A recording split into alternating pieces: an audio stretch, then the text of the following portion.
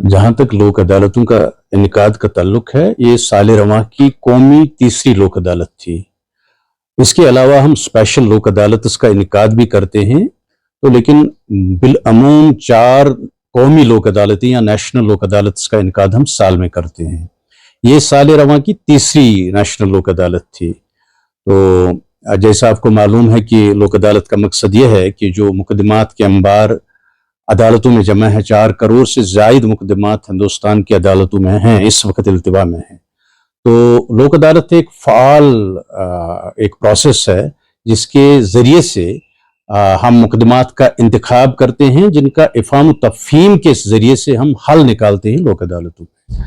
तो इसी ज़िमन में इसी के ताल्लुक से हमने आज तकरीबन ज़ायद 1200 मुकदमात मामलात इस साल रवां की तीसरी कौमी लोक अदालत में रखे थे। तो इनमें से बेशतर मुकदमात का इजाला हमने कर दिया। तो मुझे उम्मीद है कि अभी जो अदाद शुमार हैं अभी मुकम्मल तौर नहीं आए हैं, लेकिन मुझे लगता है कि बेशतर मुकदमात 700 से जायद मुकदमात इनका निमटारा इसी लोक अदालत में हुआ होगा।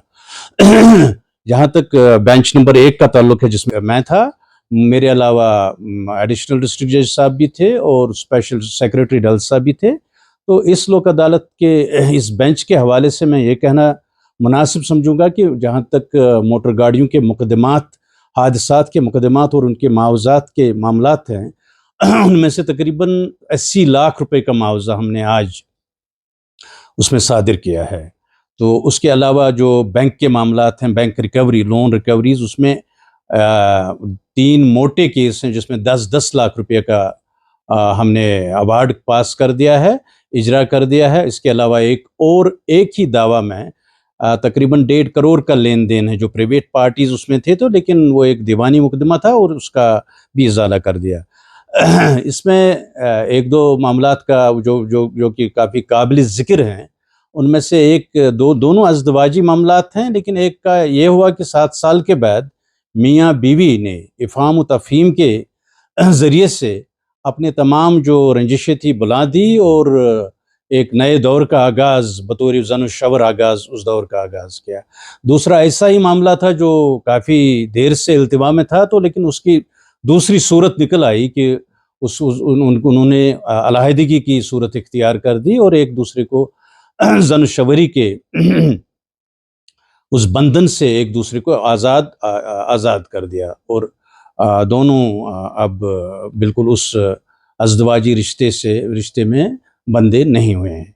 तो इसके अलावा जो कुछ मामलात हैं, 138 जो चेक बाउंस केसेस हैं, उसमें भी काबिल ज़िक्र एक केस है हमारे बेंच का ही, उसमें भी तकरीबन 7-8 लाख रुपए का लेन देन हुआ। तो मौके पे ही जो बकाया रकम था उसका, तो उस एक फरीक सानी ने उस मुस्तगीस के हक में अदा करके उसका निमटारा बमौका ही कर दिया। लिहाजा मैं मेरी नज़र में लोक अदालत का मकसद यही है कि सस्ता इंसाफ लोगों को फराहम किया जाए बगैर तवालत के, और जिसमें से दोनों मुद्दी भी, मुदाला भी या मुस्तगीज़ भी, मुलजिम भी राज़ी हो जाएं। तो हमें उम्मीद है कि आइंदा भी ऐसे इक़दामात और ऐसे लोक अदालतों का इनेकाद होता रहेगा और इंशाअल्लाह फ़ाल भी साबित होगा।